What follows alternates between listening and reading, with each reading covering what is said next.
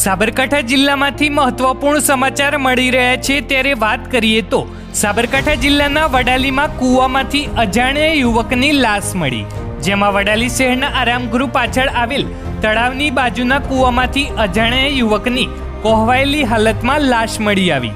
ત્યારે ફાયર બ્રિગેડને જાણ કરાતા તાત્કાલિક ઘટના સ્થળે પહોંચી લાશને કૂવામાંથી બહાર કઢાઈ, તો વડાલી પોલીસે ઘટના સ્થળે પહોંચી આ અંગે વધુ તપાસ હાથ ધરી।